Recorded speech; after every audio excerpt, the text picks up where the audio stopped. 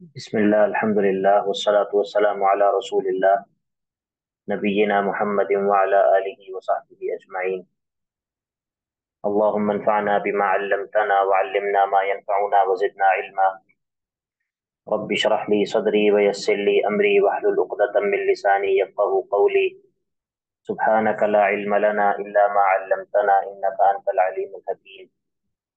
رب يسر ولا تعسر وتمم بالخير وبك نستعين. أعوذ بالله من الشيطان الرجيم. بسم الله الرحمن الرحيم. والعصر إن الإنسان لفي خسر إلا الذين آمنوا وعملوا الصالحات وتواصوا بالحق وتواصوا بالصبر.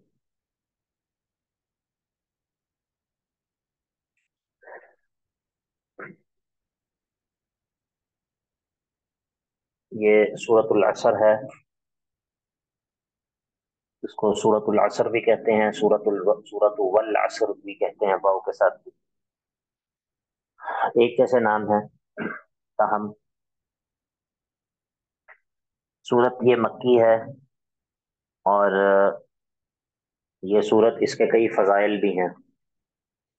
اور اس سورت کے فضائل میں سے یہ بھی ہے کہ احادیث کے اندر آتا ہے بعض کہ اللہ کے نبی علیہ الصلوۃ والسلام کے صحابہ جب بھی کوئی دو صحابہ آپس میں ملاقات کرتے تھے تو ملاقات ختم نہیں کرتے تھے جب تک آ, ان میں سے ایک جو ہے وہ دوسرے کو یہ سورۃ العصر پڑھ کر نہ سنا دیتا، بطور تذکیر اور بطور یاد دہانی کے. اور اسی طرح اس صورت کے بارے میں امام شافعی رحمہ اللہ کا وہ قول بھی مشہور ہے کہ لو ما انزل اللہ حجتا علی خلقه الا هذه السورة لکفتهم. اگر اللہ تعالیٰ اپنی مخلوق پر اس صورت کے علاوہ کچھ بھی نازل نہ کرتا تو یہ بھی ان کے لیے کافی ہوتی. مطلب یہ ہے کہ یہ صورت اتنی جامع ہے اور اتنے اختصار کے ساتھ اللہ تعالیٰ نے جو ہے یہ بیان کیا ہے اس صورت میں کہ نجات کا طریقہ اور نجات کا جو سبب ہے وہ کیا ہے. تو یہ بھی قرآن مجید کا اعجاز ہے، اور قرآن مجید کی جو بلاغت ہے اس میں سے ہے کہ کئی مرتبہ آپ دیکھیں گے کہ مختصر سی صورت ہوتی ہے یا مختصر سا جملہ ہوتا ہے، لیکن اس کا جو معنی ہوتا ہے وہ اتنا وسیع ہوتا ہے اور اتنا جامع ہوتا ہے کہ گویا کہ وہ پورے دین کو جو ہے وہ سمیٹے ہوئے ہوتا ہے. تو یہ سورت العصر بھی جو ہے یہ اسی طرح کی صورت ہے، باوجود اپنے اختصار کے یہ اپنی جامعیت کے اندر جو ہے وہ اپنی مثال آپ ہے. سابقہ صورت کے ساتھ تعلق یہ ہے کہ پچھلی صورت کے اندر تزہید فی دنیا جو ہے وہ مقصد تھا، اور اب اس صورت کے اندر جو ہے وہ بطور ترقی مزید تزہید جو ہے وہ دی جائے گی. یعنی کہ پہلے جو ہے وہ اس بات پر زجر دیا کہ تم زیادہ اکٹھا کرنے کی جو تمہیں ہوس ہے وہ تمہیں قبروں تک پہنچا دیتی ہے لیکن تمہارا پیٹ نہیں بھرتا. الہاکم التکاثر حتی زرتم المقابر.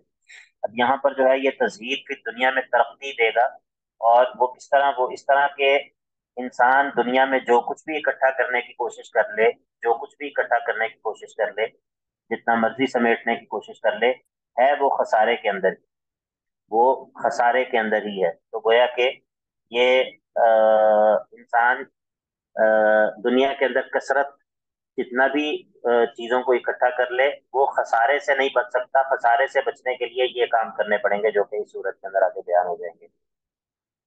تو گویا کہ اس صورت کے اندر بھی تزہید فی دنیا کا ہی مضمون ہے، اور اس بات کا بیان ہے کہ خسارہ جو ہے وہ انسانوں کے لیے خسارہ جو ہے وہ لازم ہے ہر انسان کے لیے، سوائے ان لوگوں کے جو کہ اس سے بچنے کا بندوبست کر لیں. تو فرمایا والعصر، یہ قسم ہے اور یہ زمانے کی قسم ہے. اور واو جو ہے وہ ادات قسم ہے، اور جو العصر ہے یہ مقسم بھی ہے. اور مقسم علیہ کیا ہے؟ وہ یہ ہے کہ ان الانسان لفی خسر، بے شک تمام کے تمام انسان तमाम के तमाम इंसान जो है वो खसारे में है। इन्नल इंसान लफी खुस्र। अल इंसान बज़ाहिर ऐसे लगता है कि जैसे मुफरद है, लेकिन इस पर जो अलिफ लाम दाखिल है, इसको अलिफ लाम इस्तिगराकी कहते हैं। अलिफ लाम में इस्तिगराकी। अ, जब हमने पिछला दौरा किया था मफातीह मारिफतिल्लाह वाला, उसके अंदर भी मैंने ये बात आप लोगों को पढ़ाई थी, आप में से जो लोग उस दौरे में शरीक थे, कि अलिफ लाम की कुछ किस्में होती हैं, और उनमें से एक किस्म ये होती है अलिफ लाम इस्तिगराकी, यानी कि जो उस लफ्ज के तहत जितने भी अफराद आते हैं वो सबको शामिल होता है अलिफ लाम। तो गोया कि यहाँ पर मुराद क्या है, इन इंसाना से जिस जिसके ऊपर भी इंसान का लफ्ज सादिक आता है वो सारे के सारे इसमें मुराद हैं। तो इन इंसान लफी खुस्र, सारे के सारे इंसान जो है वो खसारे में है। इल्लल्लज़ीन आमनू व अमिलुस्सालिहाति व तवासौ बिल हक़्क़ि व तवासौ बिस सब्र, सिवाय उसके के जो चार काम जो है वो कर लें। उनमें से ये चारों के चारों काम जो है ये नसीहत है, नसीहत और खैर खाही है। जैसा कि हदीस के अंदर आता है ना, अद्दीन अन नसीहा, दीन जो है वो खैर खाही है। हाँ, बस ये फर्क जरूर है कि इनमें से दो काम जो है वो अपने साथ खैर खाही हैं, और दो काम जो है वो अपने गैर के साथ खैर खाही है। अपने साथ खैर खाही क्या है, इल्लल्लज़ीन आमनू, सिवाय उन लोगों के कि जो ईमान शरई ले आए। वो ईमान जो कि अल्लाह ताला जिसको ईमान कहता है, ईमान शरई। और वामिलुस्सालिहात, और उस ईमान के तकाजे के मुताबिक जो है वो अमल सालेह करें। अमल सालेह का तर्जुमा अच्छे काम करना जो है ये नाकिस तर्जुमा है। हर अच्छा काम जो है वो अमल सालेह नहीं होता। हर अच्छा काम अमल सालेह नहीं होता। मुमकिन है कि आप एक काम को अच्छा काम कह सकते हो, लेकिन शरीयत शरीयत की इस्तिलाह में उसको अमल सालेह ना कहा जा सकता हो। शरीयत की इस्तिलाह में जिसको अमल सालेह कहते हैं उसकी कुछ शराइत है। अगर वो शराइत पाई जा रही हो तो वो अमल जो है वो अमल सालेह जरूर है। लेकिन अगर वो शराइत ना पाई जा रही हो तो वो काम एक अच्छा काम तो हो सकता है, लेकिन अमल सालेह हो ये जरूरी नहीं है। मिसाल के तौर पर एक काफिर शख्स है, वो किसी मुस्तहिक की, किसी गरीब की जो है वो मदद करता है, उसके साथ माली ताउन करता है। तो आप ये तो कह सकते हैं कि ये अच्छा काम है, इसने अच्छा काम किया है, लेकिन ये अमल सालेह नहीं कहला सकता, क्योंकि अमल सालेह की कबूलियत की या अमल सालेह की शराइत में से ये है कि वो ईमान की बुनियाद पर हो रहा हो। ईमान की बुनियाद पर हो रहा हो। तो इससे आपको इस मिसाल से ये समझाना मकसद है कि हर अच्छा काम अमल सालेह नहीं होता। ठीक है। ये ये तसव्वुर जो है वो गलत है कि अगर कोई इंसान जो है वो किसी भी तरह से अगर कोई अच्छा काम कर रहा है तो ये अमल सालेह है, ये तसव्वुर ठीक नहीं है। तो इल्लल्लज़ीना आमनू व अमिलुस सालिहात, वो लोग जो ईमान ले आए, ईमान शरई, व अमिलुस सालिहात, और वो अमाल करें जो कि शरीयत की नज़र में सालेह अमाल हैं, ईमान की बुनियाद पर जो होते हैं। और क्या करें, वतवासौ बिल हक़्क़ि वतवासौ बिस सब्र, और आपस में एक दूसरे को हक की यानी कि शरीयत की, दीन की, तौहीद की जो है वो तज़कीर और याद दहानी और वसीयत भी करते रहें। और फिर ये है कि इस दीन पर इस्तिकामत और तवासी बिल हक के नतीजे में जो तकलीफ या मुसीबत या आजमाइश आए उसमें जो है वो एक दूसरे को सब्र की वसीयत और नसीहत भी करते रहें। अब ये जो चारों काम हैं इसमें दो तरह की जो है ना वो यानी कि इसमें दो तरह की तकमीलें हैं। तकमील, दो चीजें ऐसी हैं कि जिनका ताल्लुक इंसान के अपने आप को मुकम्मल करने से है, और दो चीजें ऐसी हैं कि जिसमें अपने गैर को मुकम्मल करना है। अपने आप को मुकम्मल करना जो है वो ईमान और अमल सालेह के जरिए है, और गैर को अपने अलावा की जो तकमील है वो किस तरह है, वो तवासी बिल हक और तवासी बिल सब्र के जरिए है। इस सूरत में जो है वो अ, इस बात का जिक्र है इसमें कि वल असर, जमाने पर कसम खाई है, और मुक़सम अलैह जो है वो ये है कि इन्नल इंसान लफी खुस्र। तो इन दोनों में आपस में क्या मुमासलत है, इन दोनों में मुमासलत ये है कि इंसान का खसारे में होना, इंसान का खसारे और नुकसान में होना, इस पर زمانہ جو ہے وہ شاہد ہے. آپ تاریخ کو اٹھا کر دیکھ لیں، آپ ماضی کو کھنگال کر دیکھ لیں، آپ مختلف زمانوں کو، مختلف ادوار کو جو ہے وہ آپ کھنگال کر دیکھ لیں، آپ بالآخر اس نتیجے پر پہنچیں گے کہ انسان جو ہے وہ اس دنیا میں جو کچھ بھی اکٹھا کر لے، جتنا کچھ بھی سمیٹ لے، اور وہ بلندی کی جس بھی انتہا تک پہنچ جائے، بالآخر اس کو فنا ہو جاتی ہے. بالآخر اس پر فنا جو ہے وہ طاری ہو جاتا ہے، بالآخر اس کے ہاتھ سے وہ سب کچھ چھوٹ جاتا ہے، نکل جاتا ہے، اور وہ پھر اسی پہلی کیفیت میں پہنچ جاتا ہے کہ جس حالت میں وہ پیدا ہوا تھا. وَلَقَدْ جِئْتُمُونَا فُرَادَىٰ كَمَا خَلَقْنَاكُمْ أَوَّلَ مَرَّةٍ. آج تم ہمارے پاس ویسے ہی آ گئے ہو تنہا جس طرح تمہیں ہم نے پہلی مرتبہ پیدا کیا تھا. تو اس سے بڑا خسارہ کیا ہوگا کہ انسان اتنی محنت کرتا ہے، اتنی مشقت کرتا ہے، اتنی چیزیں اکٹھی کرتا ہے، مال اکٹھا کرتا ہے، اور پھر اس کے بعد وہ سب کچھ اس کے ہاتھ سے چھن جاتا ہے. تو اللہ کو متقاطر حتى زرتم المقابر والعصر ان الانسان لفی خسر. ہاں، اگر آپ نے الا الذین آمنوا وعملوا الصالحات وتواصوا بالحق وتواصوا بالصبر، اگر انسان نے ان چیزوں کا اہتمام کیا ہے تو جب وہ دنیا سے جاتا ہے تو وہ یہ سب کچھ ساتھ لے کر جاتا ہے. یہ سب چیزیں دنیا سے پھر اس کے ساتھ جاتی ہیں تو وہ خسارے والے لوگوں سے جو ہے وہ جدا ہو جاتا ہے، خسارے سے وہ بچ جاتا ہے. بہت عظیم صورت ہے، اپنے اختصار کے باوجود ایک بہت ہی بلیغ قسم کا واعظ ہے اور موعظہ ہے اگر انسان اس کو سمجھ لے تو. بسم اللہ الرحمن الرحیم. ویل لکل ہمزۃ لمزہ الذی جمع مالا وعددہ یحسب ان مالہ اخلدہ کلا لینبذن فی الحطمہ وما ادراک ما الحطمہ نار اللہ الموقدہ التي تطلع على الافئدہ انها علیہم مؤصدہ فی عمد ممددہ. سورہ ہمزہ ہے، مکی سورت ہے، اور اس کو سورۃ الحطمہ بھی کہتے ہیں، چونکہ اس میں یہ لیوم بدن فی الحطمہ کا لفظ آیا ہے تو اس مناسبت سے.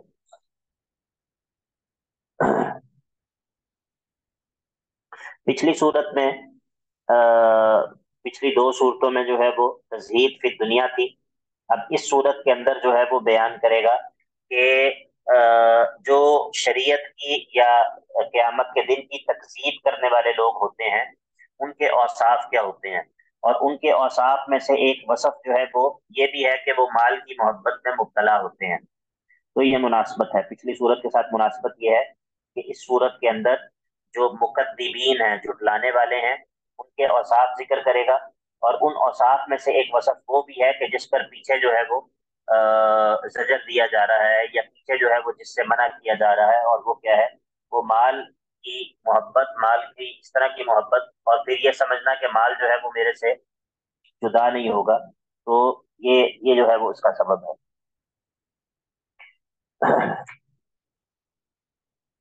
اس صورت کے اندر جو ہے وہ 5 جرائم بیان ہوں گے، یا 5 برے اوصاف بیان ہوں گے مکذبین کے، اور 5 ہی سزائیں جو ہے وہ ذکر ہوں گی. مکذبین کی 5 بری صفات اور 5 ہی جرائم ذکر ہوں گے. ویل لکل ہمزۃ لمزہ، بربادی ہے، ہلاکت ہے ہر اس شخص کے لیے کہ جو ہمزہ اور لمزہ، ہر تانا زن اور عیب جو کے لیے. ہمزہ کا معنی یہ ہے کہ جو تانا زنی کرتا ہے، یا جو کسی پر جو ہے وہ اشارے کے ذریعے آنکھوں کا اشارہ یا سر کے اشارے کے ذریعے جو ہے وہ اس کا مذاق اڑاتا ہے، یا اس پر جو ہے وہ عیب جوئی کرتا ہے. اور لمزہ وہ ہے جو کہ بول کر بالکل سامنے آمنے سامنے جو ہے وہ عیب جوئی کرتا ہے، تانا زنی کرتا ہے. تو یہ 2 اوصاف ہیں، یہ اوصاف جو ہے وہ ان لوگوں میں پائے جاتے ہیں جو مکذبین ہیں، مکذبین کے اوصاف ہیں یہ. اور یہاں پر پہلی آیت کے اندر 2 برے اوصاف ذکر ہو گئے اور ایک سزا ذکر ہو گئی. سزا کون سی ذکر ہوئی ہے؟ بربادی ہے. ویل، ویل الذی جمع مالا وعددہ. اس آیت کے اندر جو ہے وہ 2 برے مزید اوصاف ذکر ہوں گے، 2 مزید برے اوصاف ذکر ہوں گے.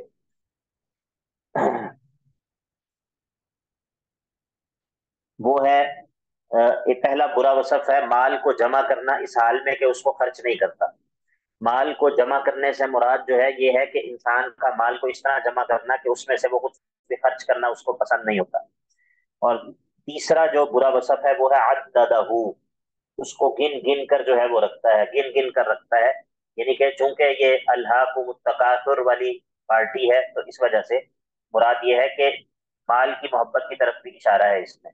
ایک تو یہ ہے کہ مال کو اکٹھا کرتا ہے، دوسرا پھر اسے بار بار گنتا ہے، بار بار اس کو جو ہے وہ نکال کر الٹ پلٹ کر دیکھتا ہے. اور یہ ہوتا ہے جب انسان کسی چیز سے محبت رکھتا ہے تو وہ اس کو پھر بار بار جو ہے وہ اس کو اپنی نگاہ سے جدا نہیں ہونے دینا چاہتا، اس کو بار بار وہ نکال کر جو ہے وہ دیکھتا ہے اور اس کو جو ہے وہ الٹتا پلٹتا ہے. تو اب کتنے برے اوصاف ہو گئے؟ چار سر، چار. چار. چار. یحسب ان مالہ اخلدہ، پانچواں برا وصف. اور یہ سمجھتا یہ ہے کہ اس کا مال جو ہے وہ اس کو ہمیشہ باقی رکھے گا. یہ سمجھتا ہے کہ اس کا جو مال ہے وہ اس مال کی وجہ سے یہ ہمیشہ باقی رہے گا. ٹھیک ہے، تو یہ ہو جاتا ہے جب مال بندے کے پاس آتا ہے. کلا ان الانسان لیطغی ان رآہ استغنی، ان رآہ استغنی. تو یہ پانچواں برا وصف ہے. کلا، کلا، باز آ جاؤ، باز آ جاؤ، ایسا نہیں ہوگا جو تم سمجھ رہے ہو. لیمبدن فی الحطمہ، لیمبدن فی الحطمہ. لیمبدن، نبت کا مطلب ہوتا ہے کسی چیز کو پھینک دینا. نبدا، جیسے یہ قرآن مجید میں یہ مادہ بہت زیادہ استعمال ہوا ہے. نبدا فریق منہم، یا نبدا کتاب اللہ وراء ظہورہم. تو نبض کا معنی ہوتا ہے نون با دال جو مادہ ہے، کسی چیز کو پھینکنا. لیکن صرف پھینکنا نہیں بلکہ اس میں ایک طرح سے اہانت کا معنی بھی ہوتا ہے. کسی چیز کو اہانت کے ساتھ پھینکنا یا کسی چیز کو اہمال کے ساتھ پھینکنا، یعنی کہ آپ کسی چیز کو اس طرح پھینک دیں کہ آپ کو اس کی پرواہ ہی نہ ہو. نبض جو ہے وہ ایسے پھینکنے کو کہتے ہیں. تو کلا لیمبدن، یہ ضرور بھی ضرور اس طرح اہانت کے ساتھ پھینک دیے جائیں گے. یہ دوسری سزا ہے. یہ اہانت کے ساتھ پھینک دیا جانا یہ دوسری سزا ہے. اور فی الحطمہ، روند دینے والی اور پیس دینے والی جو ہے وہ جہنم ہے. حطمہ جو ہے وہ جہنم کے ناموں میں سے ایک نام ہے. ٹھا قا میم جو مادہ ہے اس کے اندر اس کا معنی ہوتا ہے روند دینا، کسی چیز کو پیس پیس دینا، کسی چیز کو مسل دینا. تو قیامت کے ناموں میں سے ایک نام جو ہے وہ حطمہ بھی ہے. تو ان کو لیم بدن فی الحطمہ، ایسے لوگوں کو اہانت کے ساتھ پھینک دیا جائے گا. کہاں پر پھینک دیا جائے گا؟ حطمہ میں پھینک دیا جائے گا. اور وما ادراک ما الحطمہ، آپ کو کیا پتا کہ حطمہ چیز کیا ہے؟ نار اللہ الموقدہ، نار اللہ الموقدہ، یہ ایسی آگ ہے کہ جو سلگائی گئی آگ ہے، سلگائی ہوئی آگ ہے. تو یہاں پر حطمہ کی تفسیر بھی جو ہے وہ کر دی. اس کو کہتے ہیں تفسیر القرآن بالقرآن، نار اللہ الموقدہ. اب الحطمہ جو ہے وہ پچھلی آیت کے اندر تھا وما ادراک ما الحطمہ، آگے اسی کا بتا دیا کہ نار اللہ الموقدہ، یہ جلتی ہوئی سلگتی ہوئی بھڑکتی ہوئی آگ ہے. اور التی تطلع علی الافئدہ، یہ چوتھی سزا ہے. چوتھی سزا یہ ہے کہ آگ وہ ہے کہ جو انسان کے دل تک جا پہنچے گی، دل تک جا پہنچے گی. یعنی کہ آپ کو معلوم ہے کہ انسان کا دل اس کے جسم میں سب سے زیادہ اندر کر کے محفوظ ہوتا ہے. اس کے اوپر جو ہے وہ مختلف چیزوں کی لیئرز ہوتی ہیں، پھر وہ پسلیاں بھی ہیں، پھر اس کے اوپر گوشت بھی ہے، انسان کی چمڑی بھی ہے. تو دل کو اللہ تعالیٰ نے بڑے حفاظتی حساب کے اندر رکھا ہے. لیکن التی تطلع علی الافئدہ، یہ ایسی بھڑکتی ہوئی آگ ہے کہ جو سیدھی انسان کے دل تک جا پہنچے گی. مراد یہ ہے کہ وہ رستے میں آنے والی ہر چیز کو بسم کر دے گی. تو التی تطلع علی الافئدہ یہ چوتھی سزا ہے. اور انہا علیہم مؤصدۃ فی عمد ممددہ، اور یہ آگ وہ ہے جو کہ ان پر بالکل بند کر دی جائے گی ہر طرف سے، اور لمبے لمبے ستونوں کی صورت میں ہوگی. فی عمد ممددہ، لمبے لمبے آگ کے ستون ہوں گے اور ان کے اوپر چاروں طرف سے ہر طرف سے جو ہے یہ آگ اس طرح بند کر دی جائے گی. کلما ارادوا ان یخرجوا منها اعیدوا فیہا، کلما ارادوا ان یخرجوا منها اعیدوا فیہا، جب بھی اس سے نکلنا چاہیں گے تو نکل نہیں پائیں گے، واپس واپس جو ہے وہ جانا پڑے گا. تو یہ پانچویں سزا ہے کہ آگ جو ہے وہ ان کے اوپر اس طرح سے اس کو جو ہے وہ بند کر دیا جائے گا کہ اس سے نکلنے کا کوئی راستہ بھی نہیں ہوگا. تو پانچ جو ہے وہ جرائم ذکر ہو گئے. पांच बुरी सिफात, मुकज्जिबीन की पांच बुरी सिफात और पांच जो है वो सजाओं का जिक्र हो गया। हुमजा, लुमजा, जमा मालन वअद्ददा और यहसबु अन्ना मालहु अखलदा, ये पांच जराइम है। और वैलुन और लयुम्बदन्ना और फिल हुतमा और अल्लती तत्तलिउ अलल अफइदा और इन्नहा अलैहिम मुक़सदा फी अमदिन मुमद्ददा, ये पांच जो है ये सजाएं जिक्र हो गई। वाज़ेह है। जी सर। बिस्मिल्लाहिर्रहमानिर्रहीम। अलम तरा कैफ फ़अल रब्बुक बिअस्हाबिल फील अलम यजअल कैदहुम फी तज़लील व अरसल अलैहिम तयरन अबाबील तरमीहिम बिहिजारतिन मिन सिज्जील फजअलहुम कअस्फिन मअकूल।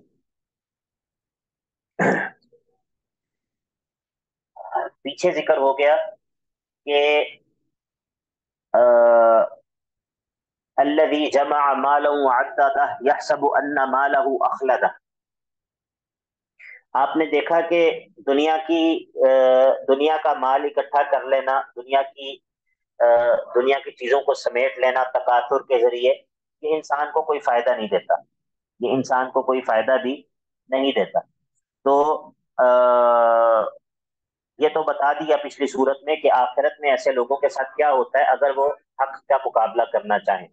अगर इंसान हक की तकजीब करे और हक से टकराना चाहे और वो ये समझे कि मैं माल की बुनियाद पर जो है वो हक को शिकस्त दे सकता हूँ, तो ये इसका कोई सवाल पैदा नहीं होता, बल्कि उल्टा जो है वो उस शख्स के लिए आखिरत में बहुत बड़ी सजा है, इसका पिछली सूरत में तज़किरा हुआ। लेकिन ऐसा नहीं है कि इंसान दुनिया के अंदर जो है वो सजा से बच जाता है। अब एक मिसाल जिक्र करेगा, एक नमूने के तौर पर मिसाल जिक्र करेगा कि मालो दौलत वाले और दुनियावी जाहो हशमत और दुनियावी बादशाहत के हामिलीन अगर वो भी हक से दुश्मनी करना चाहें, तो अल्लाह रब्बुल इज्जत जो है उनको दुनिया के अंदर भी निशाना इबरत बना देता है। तो इसीलिए ये मत समझो कि मालो दौलत के जरिए दुनिया के अंदर जो है वो अल्लाह के अजाब से बचा जा सकता है। अब यहाँ पर मिसाल जिक्र करेगा ऐसे लोगों की कि जो दुनियावी एतबार से, मालो दौलत के एतबार से या दुनियावी ताकत के एतबार से जो है वो बहुत ज्यादा बढ़े हुए थे और उनके मुकाबले में बिल्कुल कमजोर किस्म के लोग थे, लेकिन अल्लाह ताला ने उनको दुनिया के अंदर भी इबरत का निशान बना दिया। तो रब जो है वो दोनों सूरतों में वाज़ेह है। तो कहा अलम तरा कैफ फ़अल रब्बुका बिअस्हाबिल फील, क्या आपने देखा नहीं कि आपके रब ने उन हाथी वालों के साथ किया क्या, उन हाथी वालों का बनाया क्या अल्लाह रब्बुल इज्जत। ये वो वाकया है जो आप लोगों को मालूम है कि अल्लाह के नबी अलैहिस्सलाम की जिस साल पैदाइश हुई उसी साल ये वाकया पेश आया। और इस वाकये के अंदर बहुत बड़ी बड़ी हिकमतें हैं। उनमें से एक हिकमत ये भी थी कि अल्लाह के नबी अलैहिस्सलाम की पैदाइश से पहले अल्लाह रब्बुल इज्जत ने तमाम अरब को मक्का की तरफ मुतवज्जे कर दिया, मक्का की तरफ मुतवज्जे कर दिया। तो इस वाकये के जरिए, तो अब ये असहाबुल फील जो है, अब आप खुद सोच लें कि ये हाथी जो थे ये अरब के लिए बिल्कुल एक अजनबी चीज थे, बल्कि खुद यमन वालों के लिए भी ये हाथी जो है ये अजनबी अजनबी चीज थे। यमन में भी हाथी नहीं है और यहाँ पर अरब में भी हाथी नहीं है। तो ये जो यमन का गवर्नर था इसने ये हबशा से जो है वो मंगवाए थे, जंगलात जहाँ पर हबशा में जहाँ पर जंगलात हैं बहुत ज्यादा, वहां से उसने ये हाथी मंगवाए थे। अब जाहिर है कि ये ऐसा लश्कर जो कि हाथियों पर मुश्तमिल हो, जिसमें हाथी भी हो, ये एक दुनियावी ताकत और दुनियावी जाहो हशमत और दुनियावी जो एक ताकत है उसका मजहर है। तो अलम यजअल कैदहुम फी तज़लील, अल्लाह ताला फरमाता है क्या हमने उनकी ये चाल जो है उसको जाया और बर्बाद नहीं कर दिया कि वो जो चाहते थे उसमें से कुछ भी हासिल ना कर सके। और सिर्फ ये नहीं कि वो उनकी तदबीर नाकाम हो गई, बल्कि वह अरसल अलैहिम तयरन अबाबील, उन पर हमने परिंदों के झुंड जो है वो भेजे। अमूमी तौर पर लोग समझते हैं कि अबाबील जो है वो परिंदे का नाम है, हालांकि अबाबील परिंदे का नाम नहीं है, ये जमा है और ये टुकड़ों को कहते हैं, टुकड़ियां। ठीक है, टुकड़ियां यानी कि परिंदों के जो है वो टुकड़ों के टुकड़े जो है वो भेज दिए, उनकी जो टोलियां थी। वो अरसल अलैहिम तयरन अबाबील, और इस हाल में के तरमीहिम बिहिजारतिन मिन सिज्जील, वो इनको ऐसे पत्थर जो है वो मारते थे जो पके हुए पत्थर होते हैं। पके हुए इस तरह आपको मालूम है मट्टी का जो मट्टी होती है उसको पकाते हैं तो वो ईंट की सूरत इख्तियार कर जाती है, तो वो बड़ी सख्त हो जाती है। तो ऐसे पत्थर जो है वो उनको मार रहे थे। और फजअलहुम कअस्फिन मअकूल, अल्लाह रब्बुल इज्जत ने उनको खाए हुए भूसे की तरह जो है वो कर दिया।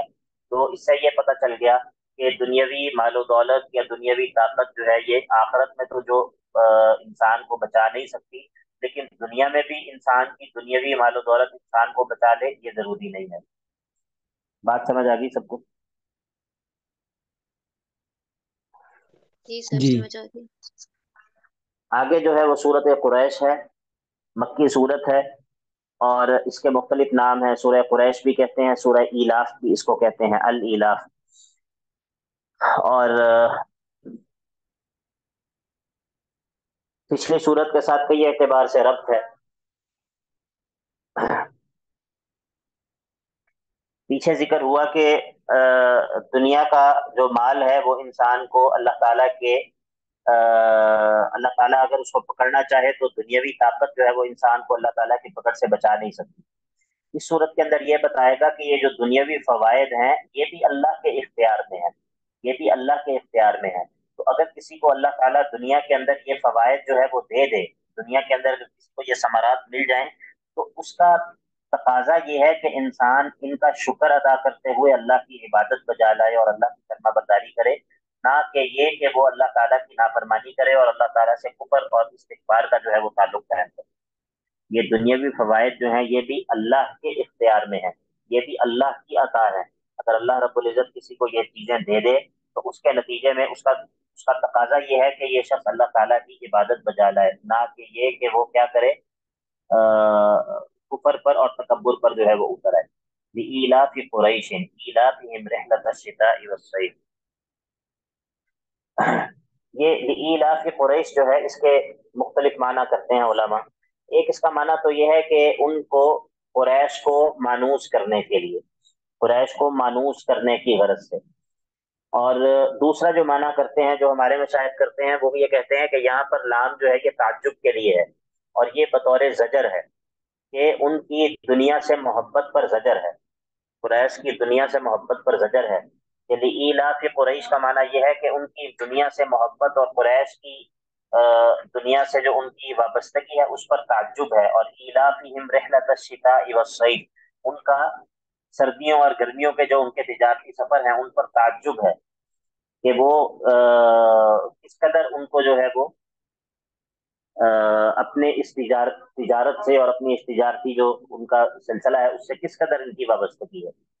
ये एक माना ये है। दूसरा माना ये है कि इलाफ कुरैश, उनको मानूस करने के लिए, उनको मानूस करने के लिए। इसका ताल्लुक जो है वो पिछली सूरत की आखिरी आयत के साथ उलमा बताते हैं। अगरचे इसमें और अक़वाल भी हैं, लेकिन ये बात बिल्कुल चूंकि समझनी आसान है इसीलिए जो है वो ये मैं जिक्र कर रहा हूँ। वो ये कहते हैं कि फजअलहुम कअस्फिन मअकूल लिईलाफ कुरैश, अल्लाह ताला ने असहाबे फील को, हाथी वालों को खाए हुए भूसे की तरह बना दिया। क्यों? इलाफ कुरैशिन, कुरैश को मानूस करने के लिए, इलाफिहिम रिहलत शिताइ वस्सैफ, और उनकी सर्दियों और गर्मियों का जो तिजारती काफिले दो रवाना होते थे उनको मानूस करने के लिए। मुराद ये है कि जब अल्लाह ताला ने कुरैश वालों की हिफाजत की और मक्का की हिफाजत की और उनके दुश्मन को एक मौजज़ाना तरीके से हलाक कर दिया, हालांकि वो दुश्मन बहुत ज्यादा ताकत में था, तो उससे जो कुरैश की ताजीम और हुर्मत थी पूरे अरब के अंदर, वो तो पहले से भी मौजूद थी लेकिन वो और भी बढ़ गई, और भी बढ़ गई।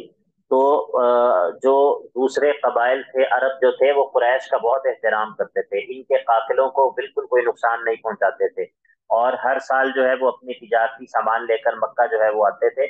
और इस तरह जो है वो मक्का वालों का गुजरो बसर भी होता रहता था और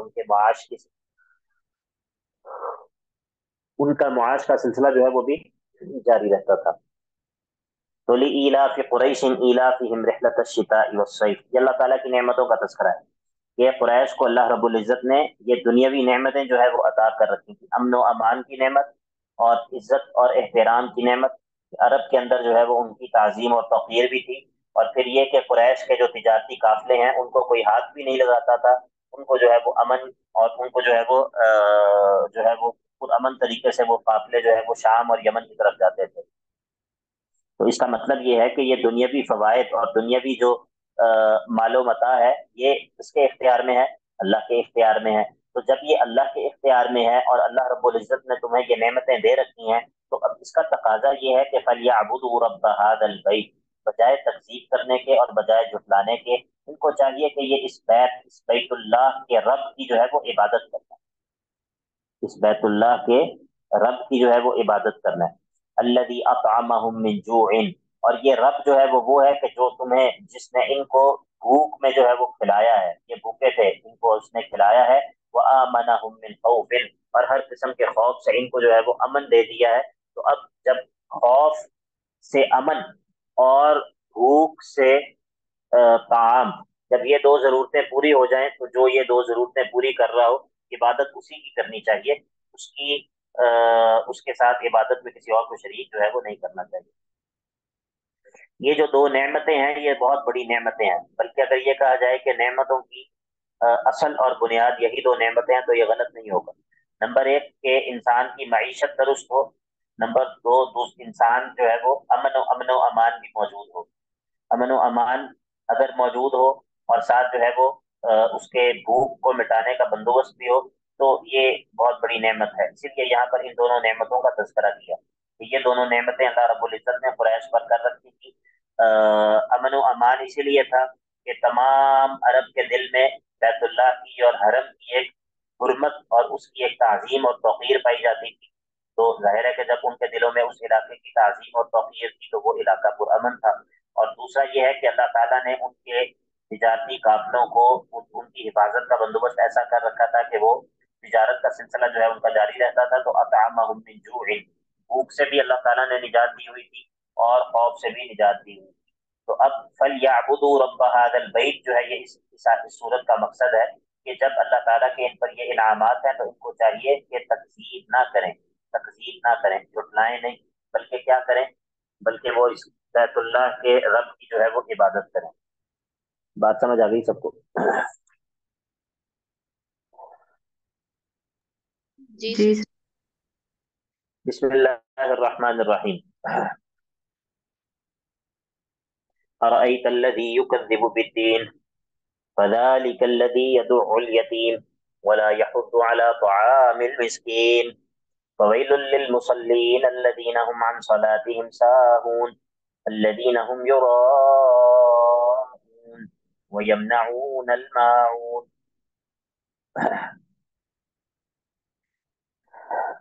یہ یہاں پر بھی وہی بات ہے، تزہید فی دنیا ہی ہے، اور یہ اس مضمون پر آخری جو ہے وہ صورت ہے۔ یہاں پر جو ہے وہ زجر ہے اس شخص کو جو دنیا کی محبت کی وجہ سے، دنیا کی محبت کی وجہ سے نہ اللہ کا حق ادا کرتا ہے نہ مخلوق کا حق ادا کرتا ہے، اس کو زجر ہے۔ وہ شخص جو دنیا کی محبت کی وجہ سے نہ اللہ کا حق ادا کرتا ہے اور نہ ہی مخلوق کا حق ادا کرتا ہے، اور یہ اوصاف ہیں اس شخص کے جو مکذبین میں سے ہے۔ ایسا شخص جو ہوتا ہے وہ مکذبین میں سے ہوتا ہے، جھٹلانے والوں میں سے۔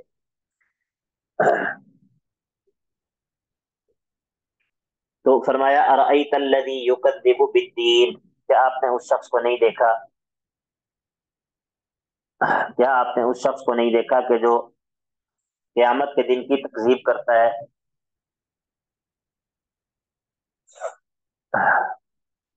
قیامت کے دن کو جھٹلاتا ہے۔ یہ پہلا وصف ہے، فَذَلِكَ الَّذِي يَدُعُّ الْيَتِيمَ، اور یہی وہ لوگ، یہی ایسا ہی شخص وہ ہوتا ہے جو یتیم کو دھتکارتا ہے، یتیم کو دھکے دیتا ہے، اس کو دھتکار دیتا ہے۔ مراد یہ ہے کہ اس کے حق سے اس کو دھتکار دیتا ہے۔ یتیم جب اپنا حق مانگتا ہے تو اس کا حق اس کو دینے کے لیے تیار نہیں ہوتا، اس کے حق کو ضبط کر جاتا ہے، ہڑپ کر جاتا ہے، اس کو دبا جاتا ہے، کیونکہ یتیم جو ہوتا ہے اس کے اندر یہ طاقت ظاہر نہیں ہوتی کہ وہ اپنا حق جو ہے وہ چھین سکے، کیونکہ یتیم کمزور ہوتا ہے، اس کا حق چھیننے والا جو ہے وہ موجود نہیں ہوتا۔ تو یہ جو دنیا کی محبت میں مبتلا شخص ہے یہ آخرت کو تو مانتا نہیں ہے، تو یتیم کا جو مال ہے اس کو ہڑپ کر جاتا ہے اور اس کو دھتکارتا ہے، اور ولا یحض علی طعام المسکین، اور مساکین کو کھانا کھلانے پر ترغیب بھی نہیں دلاتا، یعنی کہ خود بھی برا ہے اور دوسروں کو بھی نیکی کا نہیں کہتا، دوسروں کو بھی نیکی سے جو ہے وہ منع کرنے والا ہے، صدقہ نہیں کرتا۔ اور فویل للمصلین، اور بربادی ہے ایسے نمازیوں کے لیے کہ الذین هم عن صلاتهم ساہون، جو اپنی نمازوں میں جو ہے وہ سستی کرتے ہیں، یا تو وقت پر پڑھتے نہیں ہیں، یا پھر ان کے حقوق اور ان کے جو فرائض اور حقوق ہیں ان کا خیال نہیں رکھتے۔ نمازوں کو ضائع کرنا ان دونوں طرح سے ہے، یا تو پڑھتے ہی نہیں، یا اگر پڑھتے ہیں تو وقت کے بعد پڑھتے ہیں، وقت کا خیال نہیں کرتے، یا نماز کے جو حقوق ہیں، نماز کے جو آداب ہیں ان کی رعایت نہیں کرتے۔ فویل للمصلین الذین هم عن صلاتهم ساہون، تو یہ نماز میں سہو اور نماز کے حوالے سے لاپرواہی، یہ تیسرا وصف ہے۔ اور الذین هم یراؤون، اور یہ وہ لوگ ہیں جو کہ لوگوں کو دکھانے کے لیے عمل کرتے ہیں، دنیاوی مصلحتوں کے لیے، یہ چوتھا وصف ہے۔ اور ویمنعون الماعون، اور اس قدر دنیا کی محبت ان پر غالب ہے کہ یہ ضرورت کی جو استعمال کی چھوٹی موٹی چیزیں ہوتی ہیں وہ بھی کسی کو دینے پر تیار نہیں ہوتے، ان چیزوں کو بھی روک لیتے ہیں۔ تو اس کو یہ جو اس طرح کی ضرورت کی چھوٹی موٹی چیزیں ہوتی ہیں ان کو معاون کہتے ہیں۔ تو یہ دنیا کی محبت کا یہ عالم ہے کہ یہ اس طرح کی چھوٹی چھوٹی چیزیں جو ہوتی ہیں وہ بھی دینے پر تیار نہیں ہوتی۔ کیا مثال ہو سکتی ہے اس کی ہمارے آج کے دور میں؟ معاون کے طور پہ کون سی چیزیں جو ہے وہ ایک دوسرے سے لی جاتی ہیں؟ کوئی ایک مثال؟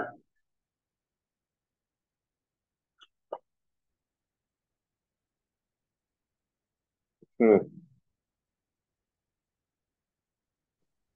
سر اس میں ہیلپ بھی تو آ جاتی ہے، اگر کوئی ہم سے ہیلپ مانگتا ہے تو ہم اس کی مدد بھی نہیں کرتے۔ ہاں یہ بھی آ سکتا ہے، لیکن معاون سے مراد جو ہے وہ استعمال کی جو چھوٹی موٹی چیزیں ہوتی ہیں نا وہ ہوتی ہیں، مطلب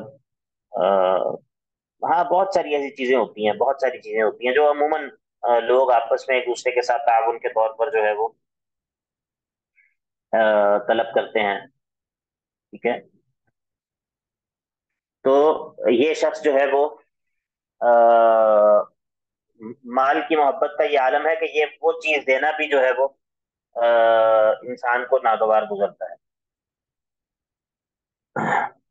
موٹر سائیکل لکھا ہے ابو ذر بھائی نے۔ ابو ذر بھائی موٹر سائیکل تو معاون کے اندر نہیں آئے گی نا؟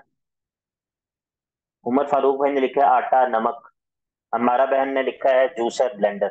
ہاں یہ اس طرح کی چیزیں ہوتی ہیں عموماً محلوں کے اندر ایک دوسرے سے لوگ لے لیتے ہیں، یا جس طرح دہی کی جھاگ لیتے ہیں، دہی کی جھاگ محلوں کے اندر ایسا ہوتا ہے کہ وہ کسی سے لے لیتے ہیں، دہی جمانا ہوتا ہے۔ یا پھر ایسا بھی ہوتا ہے کہ کبھی گھر میں کچھ کام کرنا ہو تو پیچکس یا پلاس جو ہے وہ کسی سے منگوا لیتے ہیں، ٹھیک ہے؟ تو یہ اس طرح کی چیزیں جو ہے وہ عمر فاروق بھائی نے لکھا ہے ہاٹ اسپاٹ۔ یا سلام، یا سلام۔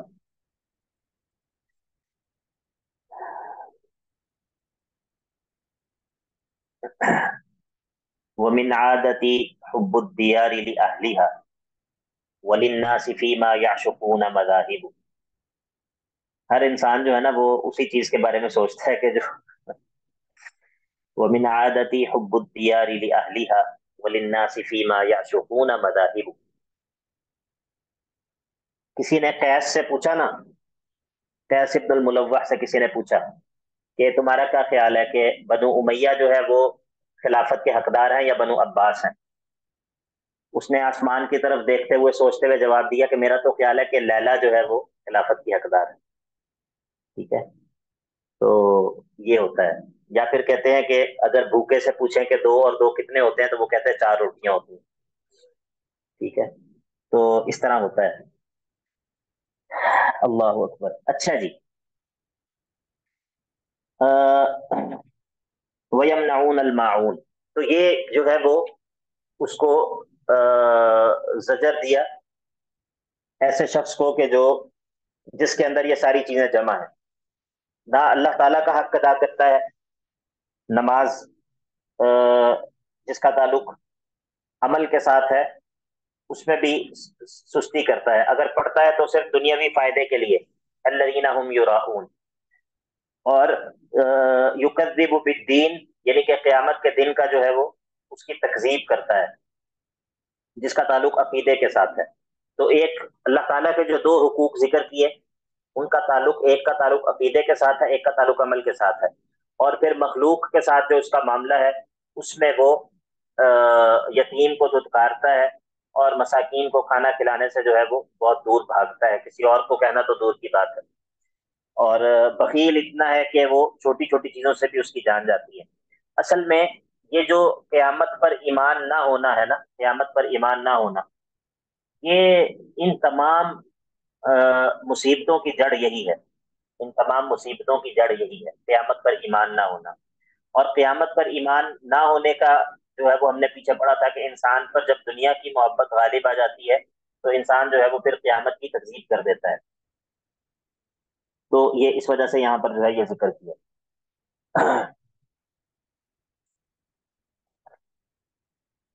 اس کے مقابلے میں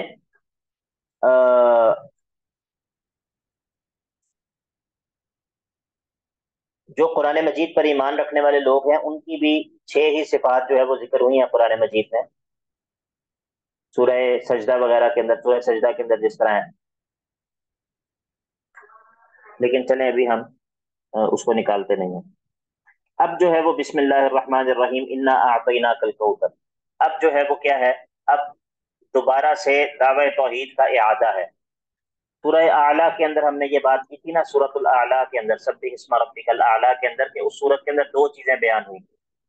نمبر 1 مسئلہ توحید، سبح اسم ربک الاعلیٰ، مسئلہ توحید، اور دوسرا تزہید فی الدنیا، بل تؤثرون الحیات الدنیا والآخرۃ خیر وابقیٰ۔ اور اس کے بعد کی صورتوں میں تقریباً یہی مضمون جو ہے وہ بیان ہوا ہے۔ کسی صورت میں تزہید فی دنیا کا مضمون بیان ہوا ہے، کسی صورت میں جو ہے وہ توحید کا مضمون بیان ہوا ہے۔ اب یہاں پر جو ہے وہ مسئلہ توحید کا اعادہ کرے گا، دوبارہ سے اس کو دہرائے گا۔ بہت ہی پیاری صورت ہے، اور باوجود اپنے اختصار کے اپنی جامعیت کے اندر جو ہے وہ اپنی مثالات ہے۔ اس صورت کے اندر 4 چیزیں ہیں، 4 چیزیں ہیں۔ 2 کام جو ہے وہ اے نبی آپ نے کرنے ہیں، 2 کام ہم کریں گے۔ صورت کے اندر کتنی چیزیں ہیں؟ 4 چیزیں۔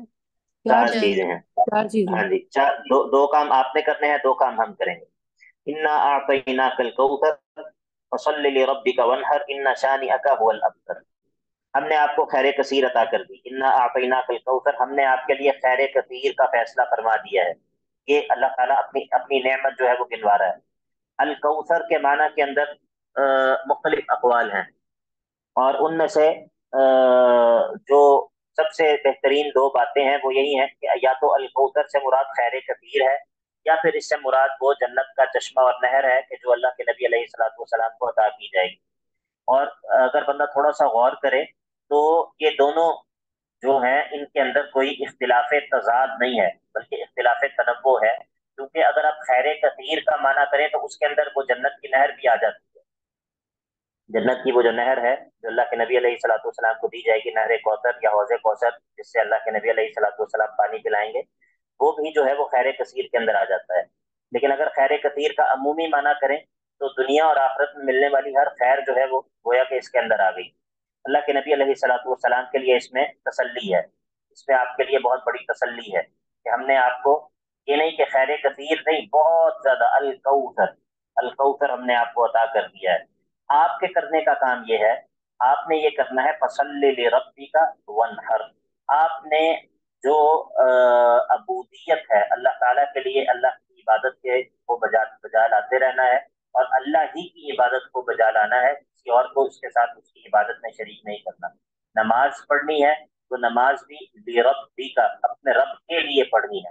اور ونحر، ونحر جو آپ نے جانوروں کو ذبح کرنا ہے یہ بھی اپنے رب ہی کے لیے کرنا ہے۔ یہاں پر بھی لربک کا جو ہے وہ معذوف ہے، گویا کہ ایسے ہے فصل لربک ونحر لربک، آپ نے جو جانوروں کو ذبح کرنا ہے وہ بھی غیر اللہ کے لیے نہیں کرنا، اللہ ہی کے لیے کرنا ہے۔ آپ نے جو نماز کو ادا کرنا ہے، اللہ کی عبادت کو بجا لانا ہے، وہ بھی اللہ ہی کے لیے کرنا ہے۔ مراد یہ ہے کہ اس میں توحید کی طرف بھی اشارہ ہے، اس میں توحید اور عمل صالح دونوں کی طرف اشارہ ہے۔ فصلی، اس میں عمل صالح کی طرف اشارہ ہے، کیونکہ جتنے بھی نیک اعمال ہیں ان میں سب سے بڑا عمل جو ہے وہ نماز ہے۔ اور لربک، اس میں توحید کی طرف اشارہ ہے کہ آپ نے ایک تو یہ کہ عمل صالح بجا لانے ہیں، عبادت بجا لانی ہے، اور دوسرا یہ کہ عبادت اللہ ہی کی بجا لانی ہے۔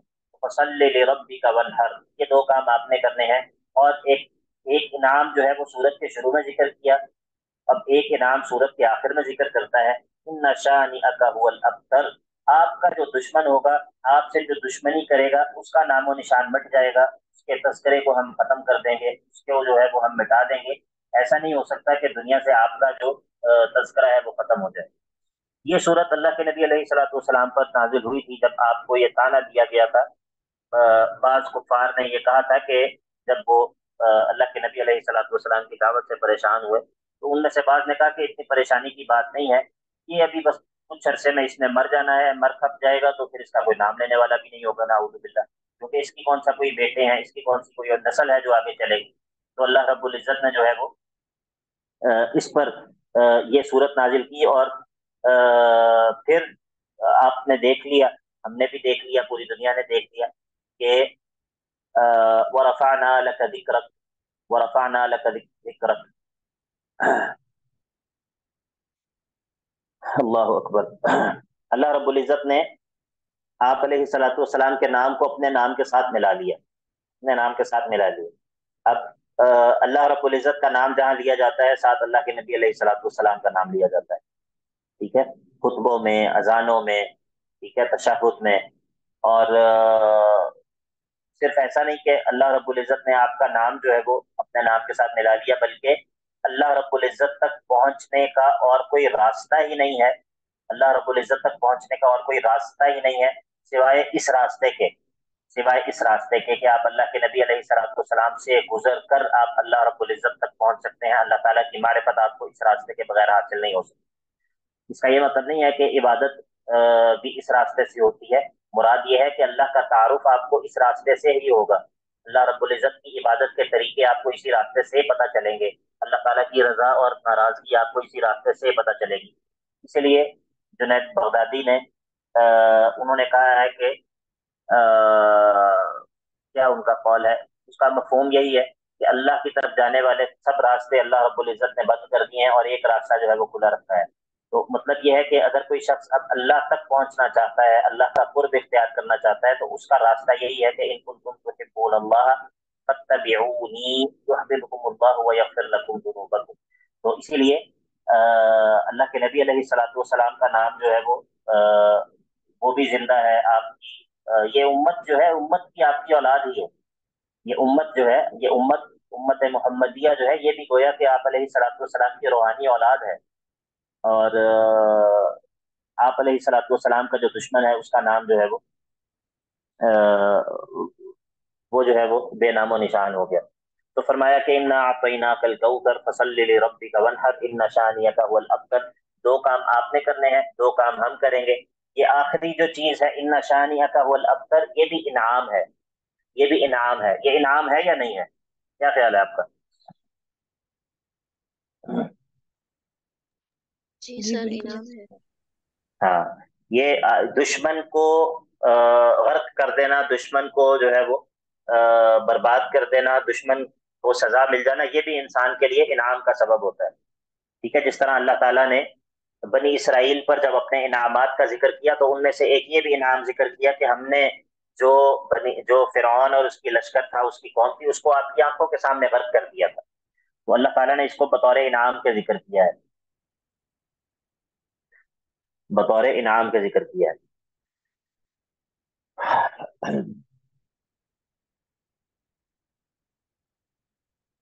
اچھا جی، اس کی کوئی اور مثال بھی میرے ذہن میں آ رہی تھی، ابھی وہ نکل گئی، ہاں وہ تھی قاتلوہم یعذبہم اللہ بأیدیکم ویخزہم وینصرکم علیہم ویشفی صدور قوم مؤمنین ویذہب غیظ قلوبکم۔ ٹھیک ہے، تو تم جو ہے جب ان سے قتال کرو گے تو اللہ تعالیٰ تمہارے ذریعے ان کو عذاب دے گا اور تمہارے سینوں کو ٹھنڈا کر دے گا، تمہارے دلوں کا جو غصہ ہے اس کو ٹھنڈا کر دے گا۔ تو اس کا مطلب ہے کہ مخالفین اور معاندین اور جن کے ساتھ انسان کا جھگڑا ہوتا ہے حق اور باطل کے مسئلے میں، ان کو سزا مل جانا یہ بھی انسان کے لیے جو ہے وہ ایک نعمت کی ہی صورت رکھتا ہے۔ تو فرمایا کہ ان شانئک هو الابتر۔ اب بات یہ ہے کہ اب قرآن کا مقصد جو ہے وہ پورا ہو گیا، قرآن مجید کا مقصد جو ہے وہ پورا ہو گیا۔ اب یہ ہے کہ اس سب کے بعد بھی ان سب دلائل کے بعد بھی توحید پر دلائل ذکر کیے، اور اس پر توحید پر مختلف طرح کے دلائل دیے، توحید پر عقلی دلائل ذکر کیے، نقلی دلائل ذکر کیے، جنات سے دلائل دیے، سابقہ اقوام سے دلائل دیے، نوح علیہ السلام سے دلائل دیے، آسمانوں کے دلائل ذکر کیے، زمینوں کے دلائل ذکر کیے، وسطی آسمانوں اور زمینوں کے درمیان کے دلائل ذکر کیے، پھر بعث بعد الموت کو مختلف طریقے سے ثابت کیا، اور پھر جو ہے وہ بعث بعد الموت میں جو چیز رکاوٹ بنتی ہے اس کو ماننے سے، یعنی کہ دنیا کی محبت، اس پر جو ہے وہ اس کا علاج کرنے کے لیے بہت ساری باتیں کی۔ اب اس کے بعد بھی اگر مخالفین بات نہیں مانتے تو آپ ان مخالفین سے برات کا اعلان کر دیجئے اور کہیے کہ اب ہمارا اور تمہارا کوئی تعلق نہیں ہے، تمہیں تمہارا دین مبارک ہو، ہمیں ہمارا دین مبارک ہو۔ ان قریب جو ہے وہ پتہ چل جائے گا کہ کس کے ساتھ جو ہے وہ کیا ہوتا ہے۔ کل آپ کہہ دیجئے اے اللہ کے نبی علیہ الصلوۃ والسلام، سورہ کافرون ہے، سورہ کافرون ہے، اس کو سورہ اخلاص بھی کہا جاتا ہے، جس طرح قل هو اللہ احد کو سورہ اخلاص کہا جاتا ہے، اس طرح اس کو بھی سورۃ الاخلاص جو ہے وہ کہا جاتا ہے، اور بھی اس کے کچھ نام ہیں، لیکن بہرحال قل یا ایھا الکافرون سورہ مکی سورت ہے، اور اس سورت کے بھی بڑے فضائل ہیں، اس سورت کے بھی بڑے فضائل ہیں۔ فجر کی سنتوں میں اس سورت کو پڑھا کرتے تھے اللہ کے نبی علیہ الصلوۃ والسلام، اسی طرح جو ہے وہ مغرب کی سنتوں میں بھی، اور اسی طرح جو ہے وہ وطر میں بھی۔ قل یا ایھا الکافرون، اے نبی علیہ الصلوۃ والسلام کہہ دیجئے کہ اے کافرو، اے کافرو۔ بعض لوگ کہتے ہیں کہ آپ کسی کو کافر نہیں کہہ سکتے کیونکہ اس سے وہ ہرٹ ہوتے ہیں، جس طرح گاندھی صاحب بھی کہتے ہیں کہ جو اہل کتاب ہیں موجودہ دور میں، ان کو آپ غیر مسلم تو کہہ سکتے ہیں، کافر نہیں کہہ سکتے، کیونکہ وہ پھر کیا ہوگا، ہرٹ ہو جائیں گے، ٹھیک ہے؟ تو کسی کو ہرٹ کرنا تو آپ کو پتہ ہے بالکل بھی اچھی بات نہیں ہے نا، ایسے یہ کوئی بندہ اوفینڈ ہو جائے تو پھر مناسب تو نہیں ہے، تو اسی لیے قل یا ایھا الکافرون، یہ اس سورت کے آخری آیت میں پھر میں آپ کو ایک اور بات بتاؤں گا۔ قل یا ایھا الکافرون، آپ کہہ دیجئے کہ اے کافرو، لا اعبد ما تعبدون، میں ان کی عبادت نہیں کرتا کہ جن کی تم عبادت کرتے ہو، جن چیزوں کی تم عبادت کرتے ہو تمہارے معبودوں کی میں عبادت کرنے والا نہیں ہوں، ولا انتم عابدون ما اعبد، اور نہ ہی تم اس ذات کی عبادت کرنے والے ہو کہ جس کی میں عبادت کرتا ہوں، ولا انا عابد ما عبدتم، میں نے پہلے بھی جو ہے وہ ایسا نہیں ہے کہ میں نے تمہارے معبودوں کی عبادت کی ہو، اور نہ ہی مستقبل میں ایسا کروں، ولا انا عابد ما عبدتم ولا انتم عابدون ما اعبد، اور تم بھی مستقبل میں بھی میرے معبود کی عبادت کرنے والے نہیں ہو۔ مراد یہ ہے کہ ماضی میں بھی ہمارا جھگڑا رہا ہے، اور ابھی بھی ہمارا جھگڑا ہے، اور مستقبل میں بھی جھگڑا جو ہے وہ قائم رہے گا۔ ہم جو ہے وہ موحدین تمہارے معبودوں کی عبادت نہیں کریں گے، مشرکین جو ہے وہ معبود برحق کی عبادت نہیں کریں گے۔ تو جب معاملہ یہ ہے کہ دونوں کا راستہ جدا جدا ہے، دونوں کا اس مسئلے میں جھگڑا ہے کہ عبادت کا مستحق کون ہے، تو پھر لکم دینکم، تمہارا دین تمہیں مبارک ہو، ولی دینی، اور میرا دین جو ہے وہ میرے ساتھ ہے، میرا تمہارے دین سے کوئی تعلق نہیں، تمہارا میرے دین سے کوئی تعلق نہیں۔ اس کو کہتے ہیں اعلان براءت، اعلان براءت۔ ایک دن یہ میں نے خود اپنے کانوں سے سنا ہے، ایک یونیورسٹی میں اسلامک اسٹڈیز ڈپارٹمنٹ کے ایک پروفیسر سے، کہ وہ یہ کہہ رہے تھے کہ اسلام جو ہے وہ انٹرفیتھ ہارمنی کا درس دیتا ہے، اور اسلام جو ہے وہ یہ کہتا ہے کہ ہر ایک جو ہے وہ اس کا دین جو ہے وہ ہر ایک کے ساتھ ہے، ہر ایک کو اس بات کا حق حاصل ہے کہ وہ کوئی بھی دین اپنا لے، کیونکہ اللہ تعالیٰ قرآن مجید میں فرماتا ہے لکم دینکم ولی دین، لکم دینکم ولی دین۔ میں نے کہا استاد جی اس سورت کا نام ہے سورۃ الکافرون، اس سورت کے شروع میں ہے قل یا ایھا الکافرون، تو پھر کیا ہوا، تو پھر جو ہے وہ پھر جو ہے وہ بالکل جو ہے وہ خاموش ہو گئی۔ تو یہ لکم دینکم ولی دین کی یہ تفسیر کرنا جو ہے یعنی کہ یہ وہ تفسیر ہے کہ جو تفسیر نہیں بلکہ تحریف ہے، ٹھیک ہے، یعنی کہ جو سورت کے بالکل مقصد کے بالکل برعکس جو ہے وہ اس آیت کا ترجمہ یہ کرنا ہے کہ لکم دینکم ولی دین، کا مطلب یہ ہے کہ ہر ایک کو اس بات کی حق ہے، اور آپ کسی کے دین کو یہ نہیں کہہ سکتے کہ تمہارا دین درست نہیں ہے. نہیں، ایسا نہیں ہے. حق اور باطل کا وجود جو ہے وہ ہے. حق اور باطل جو ہے وہ ایک حقیقت ہے. یہ صرف ایک سبجیکٹو چیز نہیں ہے کہ مطلب ٹھیک ہے ایک آپ کی رائے ہے ایک میری رائے ہے. ہاں، بعض چیزیں دین کے بعض مسائل ایسے ضرور ہوتے ہیں کہ جن کے اندر اختلاف کی گنجائش موجود ہوتی ہے، جن کے اندر اجتہاد کی گنجائش موجود ہوتی ہے، لیکن یہ ایمانیات اور جو قطعیات ہیں، دین کی اساس اور بنیاد ہیں، ان کے اندر اگر بندہ یہ سمجھتا ہے کہ ٹھیک ہے اگر کوئی بندہ اکیلے معبود کی عبادت کرتا ہے تو وہ ایک اس کی رائے ہے، اور اگر ایک بندہ گائے کی اور بندر کی عبادت کرتا ہے تو چلے ایک اس کی جو ہے وہ رائے ہے. ہمیں سب کی رائے کا احترام کرنا چاہیے. تو یہ بندہ جو ہے یہ توحید سے بھی بے خبر ہے، یہ بندہ دین سے بھی بے خبر ہے، اور یہ بندہ مسلمان بھی نہیں ہے.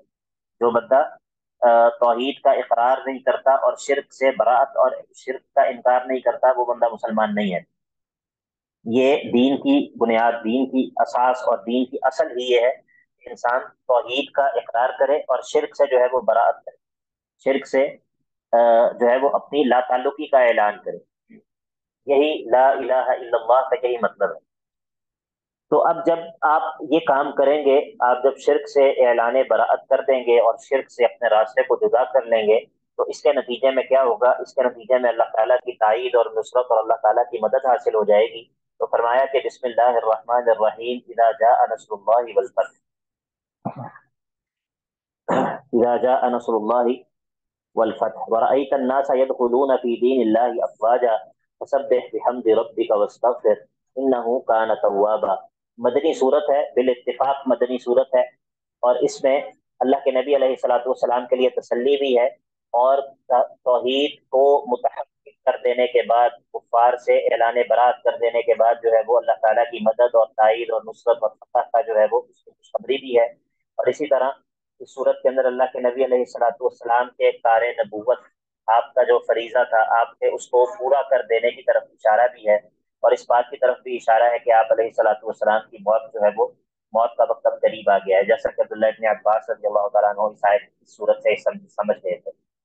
تو فرمایا کہ اذا جاء نصر اللہ والفتح، جب اللہ تعالیٰ کی مدد اور فتح جو ہے وہ آ جائے گی، اور ورأیت الناس يدخلون فی دین اللہ افواجا، جب آپ لوگوں کو فوج در فوج جو ہے وہ جماعت در جماعت، گروہ در گروہ، قبائل در قبائل دین میں داخل ہوتا ہوا دیکھنے لگ جائیں گے، تو پھر آپ نے یہ کرنا ہے کہ فسبح بحمد ربک واستغفر، فسبح بحمد ربک واستغفر. اللہ اکبر کبیرہ، اللہ اکبر.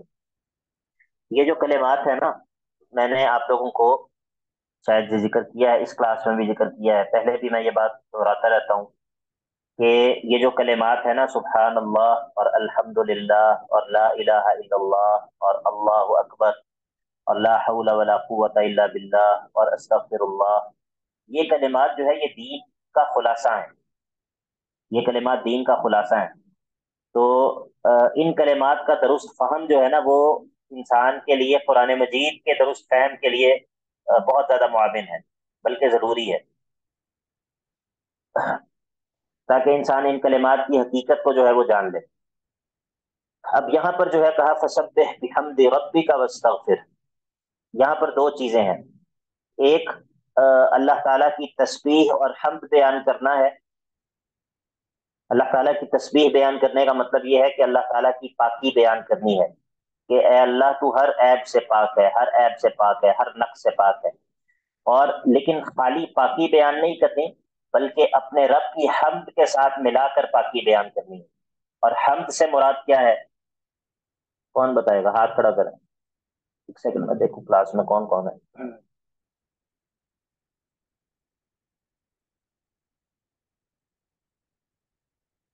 ایمان، ایمان بتائیے. فسبح، سبح سے مراد تو ہو گیا کہ اللہ تعالیٰ کی پاکی بیان کرنی ہے. اور بحمد ربی کا اس سے مراد کیا ہے؟ اس میں اللہ تعالیٰ کی صفات کا اس بات ہے. ہاں، بارک اللہ فیک، بارک اللہ فیک.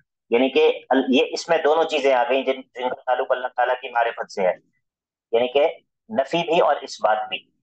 اللہ تعالیٰ کو تمام عیوب سے پاک بھی قرار دینا ہے، اور اللہ تعالیٰ کے لیے جو اس کی صفات ہیں ان کو ثابت بھی کرنا ہے۔ تو یہی تو توحید ہے، یہی تو توحید ہے۔ جب آپ نے یہ کہہ دیا کہ اے اللہ تو ہر قسم کے عیب سے پاک بھی ہے، اور یہ بھی کہہ دیا کہ ہر قسم کی کمال والی صفات تیرے میں پائی جاتی ہیں، تو گویا کہ پھر اب معبود بھی وہی ہے، گویا کہ اب عبادت بھی اسی کی ہونی چاہیے نا، جو ذات ہر قسم کے عیب سے پاک ہے اور ساری کمال والی صفات جس میں پائی جاتی ہیں، تو معبود تو وہی ہے نا۔ تو فسبح بحمد ربک، اللہ تعالیٰ اسی لیے جب اللہ کے نبی علیہ الصلوۃ والسلام پر یہ صورت نازل ہوئی تو آپ علیہ الصلوۃ والسلام اپنے رکوع اور اپنے سجدے کے اندر کیا پڑھتے تھے؟ سبحانک اللہم ربنا وبحمدک اللہم اغفر لی، سبحانک اللہم ربنا وبحمدک اللہم اغفر لی۔ اسی لیے اپنے رکوع اور اپنے سجدے کے اندر آپ لوگ بھی اس کو پڑھا کریں، سبحان ربی العظیم پڑھنے کے بعد سبحانک اللہم ربنا وبحمدک اللہم اغفر لی، اے اللہ سبحانک اللہم، اے ہمارے رب تو پاک ہے، سبحانک اللہم ربنا، اے اللہ اے ہمارے رب، پاکی جو ہے وہ تیرے لیے ہے، وہ بحمدک، اور تیری حمد کے ساتھ، تو اللہم اغفر لی۔ تو گویا کہ انسان اللہ تعالیٰ کو اس کی توحید کا واسطہ دے کر اس سے مغفرت کا سوال کر رہا ہے۔ ایک چیز آپ نے اللہ کے لیے بیان کی ہے اور ایک چیز آپ نے اللہ سے اپنے لیے مانگی ہے، ایک چیز آپ کے لیے ہے، ایک چیز اس کے لیے ہے۔ آپ نے اللہ تعالیٰ کے لیے توحید کا اقرار کیا ہے اور اس کے بدلے اللہ تعالیٰ سے مغفرت کا سوال کیا ہے، اور یہ جو آپ نے وسیلہ دیا ہے یہ بہت بڑا وسیلہ ہے۔ اس وسیلے کی وجہ سے انسان کو جنت بھی مل جاتی ہے، مغفرت بھی مل جاتی ہے، یہ توحید سب سے بڑا وسیلہ ہے۔ فسبح بحمد ربک واستغفر انہ کان توابا۔ دوسری بات یہ ہے کہ جب اعمال کا اختتام ہوتا ہے تو اعمال کے اختتام پر یہ کلمات جو ہے یہ مشروع ہیں، خاص طور پر استغفار۔ آپ کو معلوم ہے کہ اللہ رب العزت نے حج کے ایام کے بعد بھی استغفار کا حکم دیا ہے، اور اسی طرح جو ہے وہ روزوں کے ایام، روزوں کے اختتام پر بھی استغفار کا حکم دیا ہے، نماز کے اختتام پر بھی استغفار کا حکم دیا ہے۔ تو یہ اللہ تعالیٰ کا یہ ہمارے دین کا عمومی طریقہ ہے کہ اعمال کا اختتام جو ہے وہ استغفار پر جو ہے وہ کرنے کا حکم دیتا ہے، یا اس کو پسند کرتا ہے اللہ رب العزت۔ اور اسی طرح جو انسان کی زندگی کا اختتام ہے یہ بھی استغفار پر ہونا چاہیے، تاکہ جو کوئی کمی کوتاہی نقص بشریت کے ناطے، انسان ہونے کے ناطے اعمال میں جو عیب ہے، نقص اور کمی ہے، انسان اس پر اللہ تعالیٰ سے استغفار کرتا ہے کہ اے اللہ تو ہمارے عمل کو قبول کر لے، اگرچہ یہ اس قابل نہیں کہ تیرے سامنے پیش کیا جائے۔ تو فسبح بحمد ربک واستغفر انہ کان توابا، اللہ تعالیٰ خوب توبہ کو قبول کرنے والا ہے، بندے کی طرف رجوع کرتا ہے جب بندہ اس کی طرف رجوع کرتا ہے۔ تو اللہ کے نبی علیہ الصلوۃ والسلام کو یہ خوشخبری سنا دی، اور پھر پیچھے کہا کہ ان شانیہ کا هو الابتر۔ اب جو ہے وہ اس کی ایک مثال بیان کرے گا، اس کا ایک نمونہ بیان کرے گا کہ کس طرح جو آپ کا دشمن ہے وہ ناکام و نامراد ہے، ابتر ہے، جڑ کٹا ہے۔ اس کی ایک مثال یہ ہے کہ آپ سے دشمنی کرنے میں سب سے پہلے نمبر پر جس نے آپ سے دشمنی کی وہ ابو لہب تھا۔ جب اللہ کے نبی علیہ الصلوۃ والسلام نے قریش کے سارے قبائل کو اکٹھا کیا اور اکٹھا کر کر ان کے سامنے دعوت رکھی، تو یہ کہنے لگا کہ تبا لک سائر اليوم، تبا لک سائر اليوم لہذا جمعتنا، لہذا جمعتنا، کہنے لگا کہ تمہاری بربادی ہو، تم نے اس کام کے لیے ہمیں اکٹھا کیا، یہ بات کہنے کے لیے جمع کیا۔ ابو لہب نے اس موقع پر یہ کہا، تو اللہ رب العزت نے فرمایا تبت یدا ابی لہب وتب، اس کے ابو لہب کے ہاتھ ٹوٹ جائیں، مراد یہ ہے کہ یہ ہلاک ہو جائے، وتب، اور یہ ہلاک ہو گیا۔ تبت یدا ابی لہب وتب، اس کے ہاتھ ٹوٹ جائیں، مراد یہ ہے کہ یہ ہلاک ہو جائے، یہ بد دعا ہے۔ اور وتب کا اس کا معنی یہ ہے کہ یہ سمجھو ہو گیا، سمجھو یہ ہو گیا، پہلے بد دعا ہے بعد میں خبر ہے۔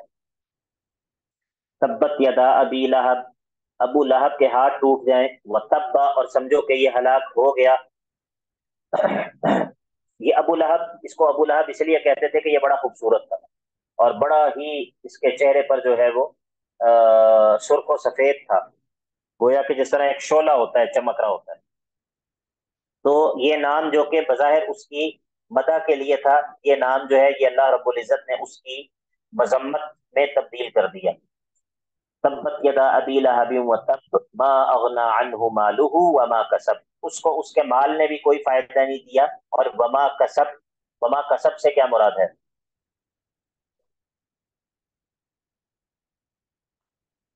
जो कुछ उसने जमा किया था या कमाया था।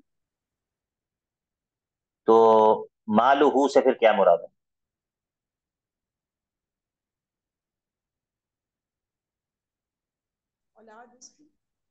कसम से मुराद आमाल उसके।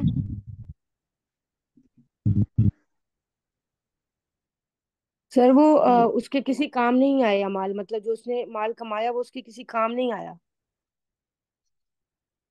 कसब से मुराद जो है ना ये औलाद है, औलाद। मा अगना अन्हु मालूहु व मा कसब, उसका माल भी उसके किसी काम नहीं आया, उसकी औलाद भी उसके किसी काम नहीं है। क्योंकि इन दो चीजों पर इंसान का एतमाद होता है ना, इन दो चीजों पर इंसान का एतमाद होता है, जैसा कि आपने पीछे सूरह मुदस्सिर में पढ़ लिया है।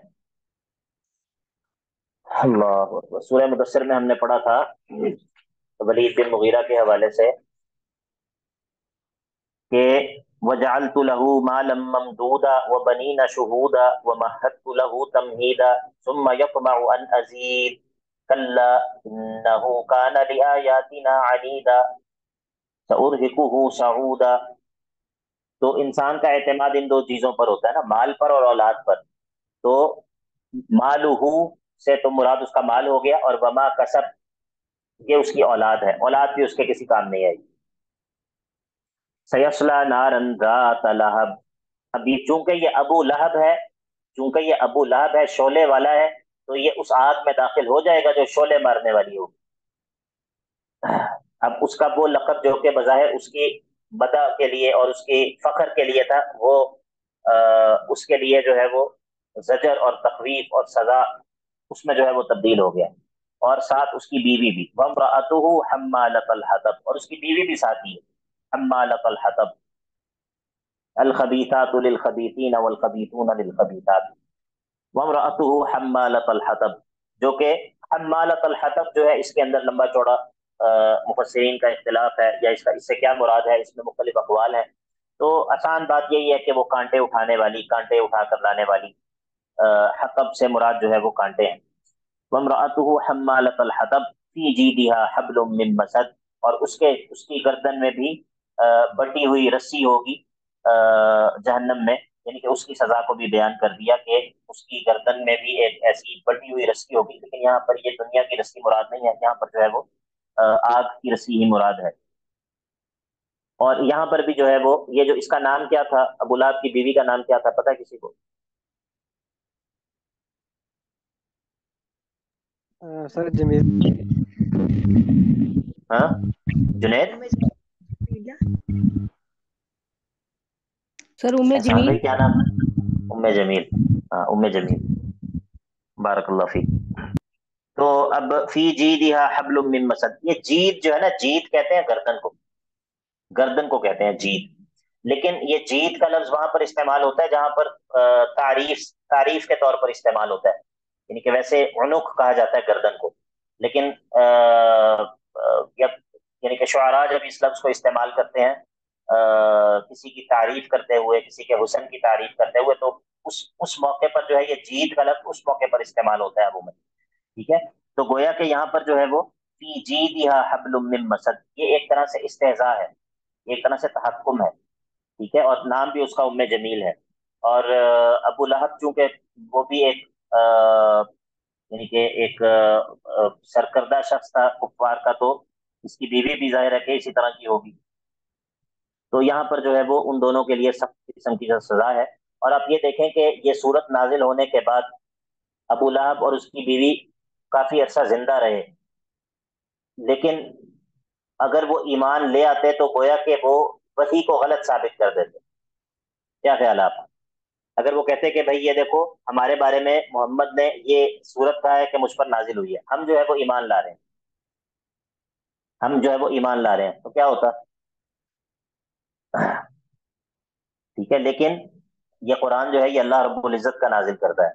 व इन्नहु लतंजीलु रब्बिल आलमीन नज़ला बिहिर रूह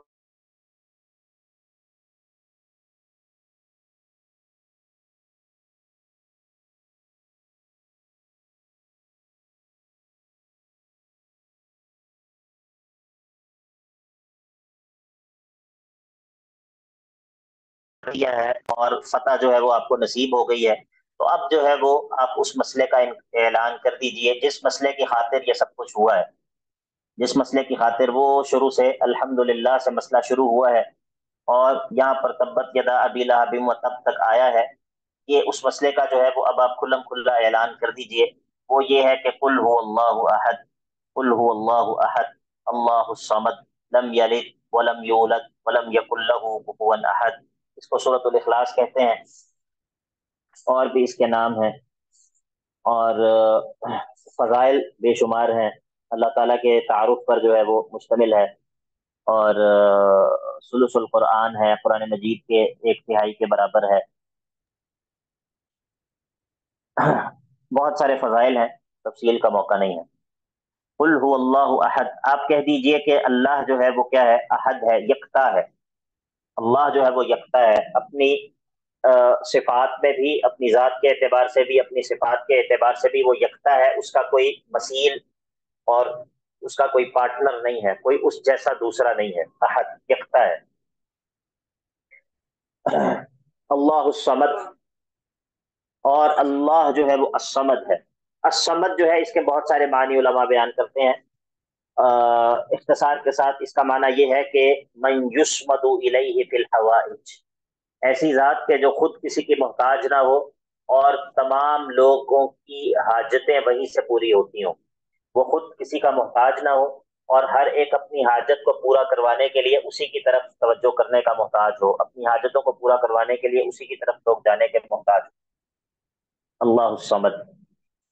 اب جو ہے وہ اللہ تعالیٰ کی کچھ سلبی صفات کا بیان ہوگا، سلبی صفات کا بیان ہوگا۔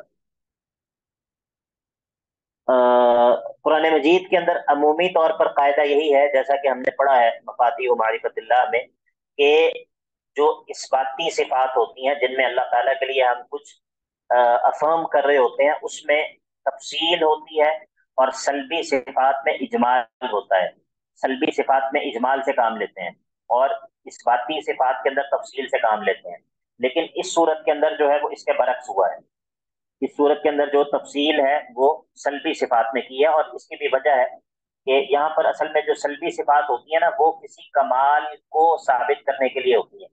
مثال کے طور پر جب ہم کہتے ہیں اللہ لا الہ الا هو الحی القیوم، اب الحی اور القیوم آگے جو سلبی صفات بیان ہوئی ہیں، لا تأخذہ سنۃ ولا نوم، وہ گویا کہ اسی الحی اور القیوم کے معنی کی تاکید کے لیے ہیں، کہ الحی وہ ذات ہے جو کہ حیات کاملہ سے متصف ہے، جس کی حیات کاملہ ہے، اس پر اب لا تأخذہ سنۃ ولا نوم، یعنی کہ اس پر نہ اونگ آتی ہے نہ ہی اس پر نیند آتی ہے، گویا کہ اونگ اور نیند کا آنا جو ہے وہ کیا ہے، وہ حیات کاملہ کے منافی ہے، تو اسی لیے جب یہ کہا کہ لا تأخذہ سنۃ ولا نوم، گویا کہ وہ الحی اور القیوم ہی کی تاکید ہے، الحی اور القیوم ہی کی تاکید ہے۔ تو اسی طرح یہاں پر جب یہ کہا کہ اللہ احد اور اللہ الصمد، تو اب یہ آگے آنے والی جو سلبی صفات ہیں یہ انہی دونوں کی تاکید ہے، تو کہا کہ لم یلد، اس نے کسی کو جنم بھی نہیں دیا، جنم دینے سے مراد یہ ہے کہ اس کا کوئی ایسا پارٹنر نہیں ہے کہ جو اس سے کمتر ہو لیکن اس کا شریک ہو، اس سے کمتر ہو لیکن اس کا شریک ہو، سب آرڈینیٹ ہو اس کا لیکن اس کے ساتھ شریک ہو، کیونکہ انسان کی جو اولاد ہوتی ہے وہ بہت ساری صفات میں انسان کے ساتھ شریک ہوتی ہے، اگرچہ وہ انسان کے برابر تو نہیں ہوتی، لیکن اولاد انسان کے ساتھ بہت ساری صفات میں شریک ہوتی ہے، تو لم یلد کے اندر اس پارٹنر کی نفی ہے کہ جو آپ سے کمتر ہو لیکن آپ کے ساتھ شریک ہو، لم یلد کے اندر اولاد کی نفی ہے، مراد یہ ہے کہ اس کا کوئی ایسا شریک نہیں ہے جو اس سے کمتر ہو لیکن اس کے ساتھ شریک ہو، اور ولم یولد، اور یہ خود بھی پیدا نہیں کیا گیا، یہاں پر اس شریک کی نفی ہے جو اس سے برتر ہو اور اس کا شریک ہو، کیونکہ انسان کا جو باپ ہوتا ہے، انسان اس کے ساتھ کئی صفات میں شریک ہوتا ہے، لیکن وہ انسان سے جو ہے وہ کیا ہوتا ہے، انسان سے برتر ہوتا ہے، انسان سے بڑا ہوتا ہے،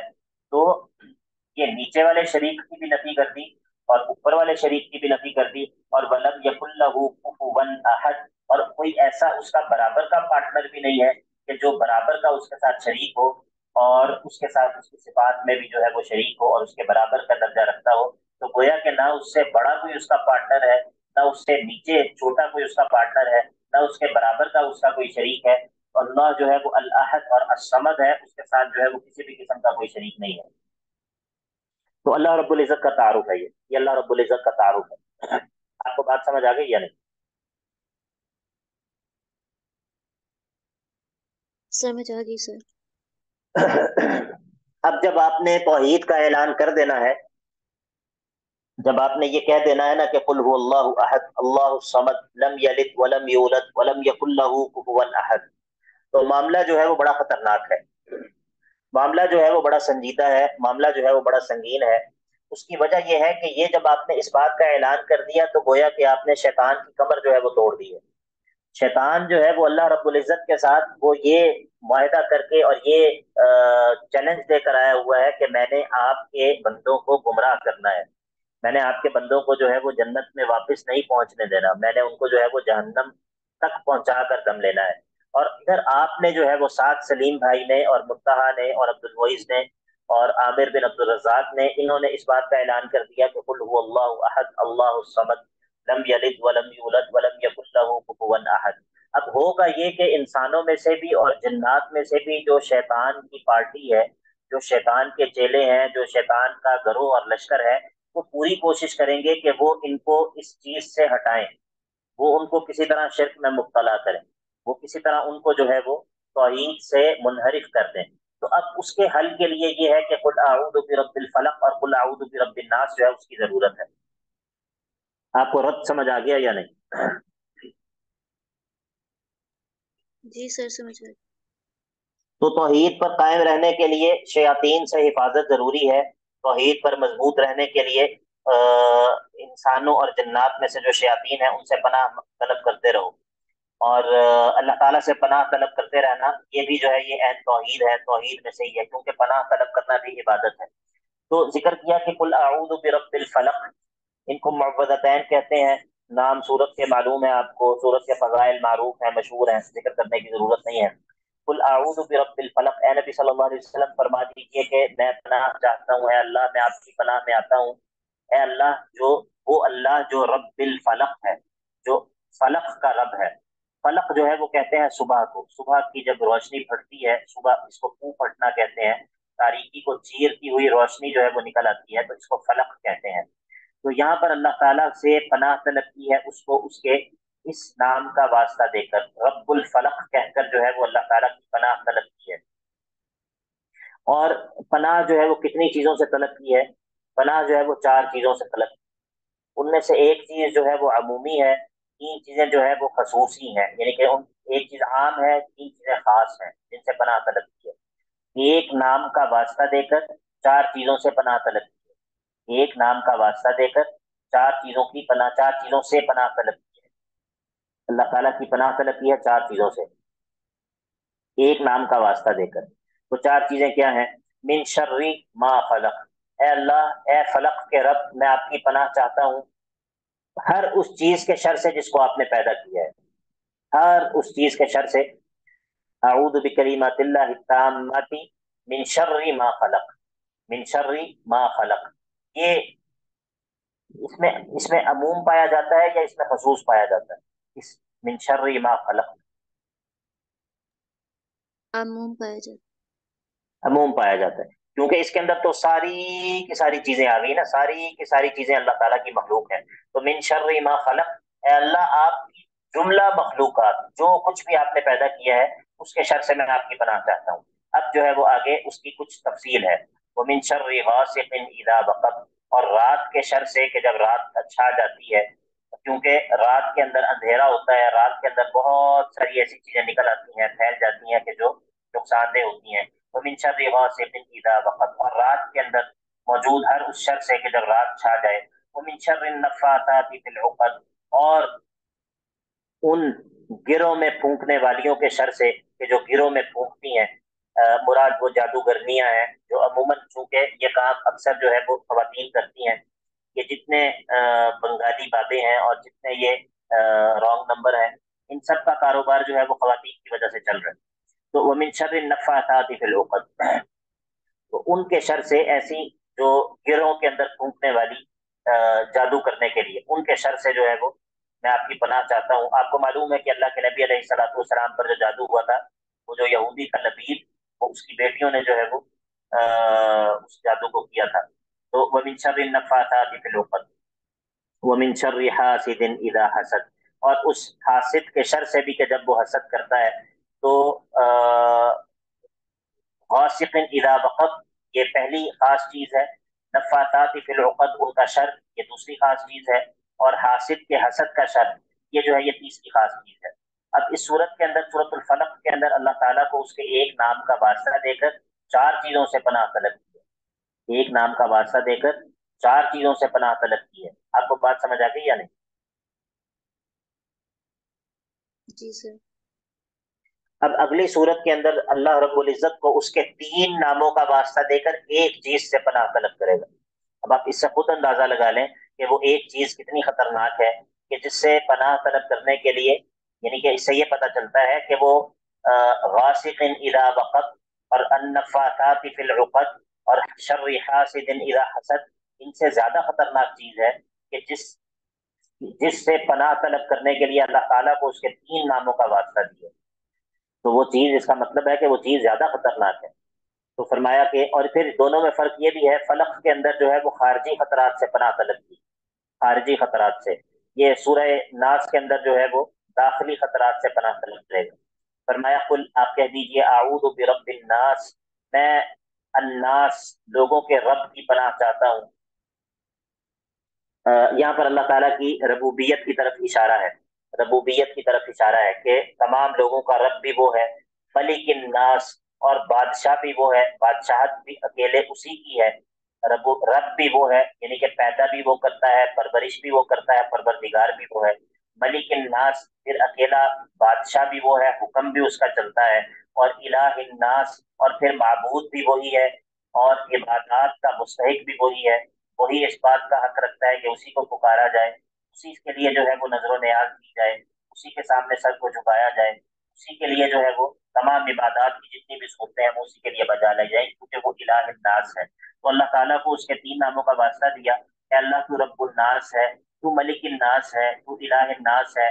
تو میں تجھے ان ناموں کا واسطہ دے کر تیری پناہ چاہتا ہوں کہ تو مجھے پناہ دے دے کس سے؟ من شر الوسواس الخناس، اس سے کہ جو وسوسے ڈالنے والا اور بار بار پیچھے ہٹ جانے والا ہے، یعنی کہ یہ شیطان ہے. شیطان جو کہ وسوسے ڈالتا ہے اور وسوسہ ڈالتا ہے اور پھر پیچھے ہٹ جاتا ہے، وسوسہ ڈالتا ہے اور پھر پیچھے ہٹ جاتا ہے. اس کے شر سے میں تیری پناہ چاہتا ہوں، کیونکہ یہ جو وسوسہ ہے یہ ہر شر کی بنیاد ہے. ہر شہوت اور ہر شبہہ، اور حتیٰ کہ وہ شہوت اور وہ شبہہ جو انسان کو کفر تک لے جائے اور انسان سے جو ہے وہ ایمان چھین لے، اس کا بھی جو آغاز ہوتا ہے وہ وسوسے سے ہوتا ہے. تو الذی یوسوس فی صدور الناس، خناس کہتے ہیں بار بار پیچھے ہٹ جانے والا.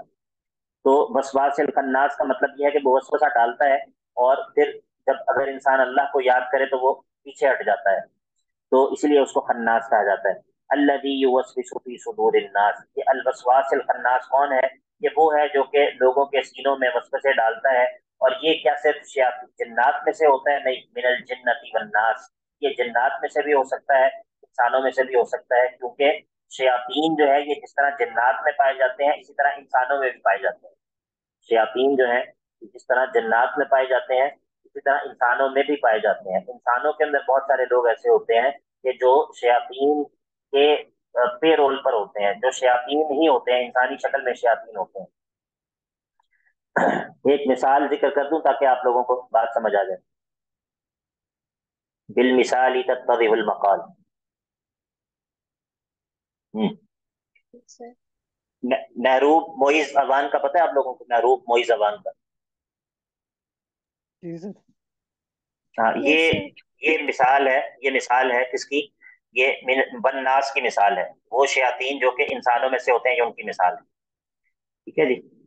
یہ مثال میں نے اس لیے ذکر کی تاکہ آپ کو یہ بات پتہ چل جائے کہ جس طرح جنات میں جو ہے وہ شیاطین ہوتے ہیں اس طرح انسانوں میں بھی ہوتے ہیں. تو انسانوں کے اندر اس طرح کے لوگ ہوتے ہیں جو کہ یعنی کہ جن کا شیطان ہونا جو ہے وہ بالکل کسی شک و شبے سے بالا تر ہوتا ہے، اور وہ بالکل شیطان کے جو اس کے جو وہ ہیں مقاصد ہیں ان کو پورا کر رہے ہوتے ہیں. تو اس طرح جو ہے وہ الحمدللہ سورۃ الناس کے اوپر جو ہے وہ 30 پارے کا اختتام ہو گیا. وصلی اللہ تعالی علی نبینا محمد وعلی آلہ وصحبہ اجمعین بارک اللہ فیکم جزاکم اللہ خیرا حیاکم اللہ وبیاکم اللہ تعالیٰ آپ سب کو برکت دے اور آپ لوگوں کے صبر پر آپ کو جو ہے وہ اللہ تعالیٰ بہترین بدلہ دے ہم نے آخر میں آ کر کچھ جو ہے وہ تھوڑا سا تیزی کے ساتھ پڑھا ہے اس کی وجہ یہ ہے کہ یہ آخری اشرے کے اندر سبق کی تیاری کرنا مشکل ہو جاتا ہے کل بھی رات پرسوں رات بھی وہ تقریباً 2-3 گھنٹے اس کام میں لگ جاتے ہیں تو پھر جو ہے وہ وقت جو ہے وہ پھر میری خواہش یہی تھی کہ اس کو ہم ختم کر لیں تاکہ جو ہے وہ یکسوئی کچھ حاصل ہو جائے تو اب جو ہے وہ یہ ہے کہ انشاءاللہ میری خواہش ہے کہ ہم رمضان کے بعد بھی کچھ اس سلسلے کو جاری رکھیں کچھ نہ کچھ پڑھتے رہیں تو آپ لوگ جو ہے وہ آپ میں سے بعض لوگوں کے تو نمبر میرے پاس محفوظ ہیں جن کے میرے پاس نمبر محفوظ نہیں ہے وہ مجھے میسج کر دیں اپنا نام لکھ کے گروپ کے اندر جو موجود ہیں تاکہ میرے پاس بھی نام محفوظ ہوں گے تاکہ پھر یہ ہے کہ اگر جب اگلا ہم کوئی بھی سلسلہ شروع کریں تو آپ میں سے جو لوگ ساتھ شامل ہونا چاہیں وہ ساتھ شامل ہو جائیں باقی میرے لیے دعا کریں رمضان کے آخری ایام میں راتوں میں اپنی دعاؤں میں مجھے بھی یاد رکھیں اللہ تعالیٰ ہم نے جو پڑھا ہے اس کو قبول بھی کر لے اور اللہ تعالیٰ اس کو ہمارے لیے ذریعہ نجات بنا دے کوئی سوالات وغیرہ ہیں تو آپ لوگ کر سکتے ہیں نہیں تو پھر ہم کلاس کو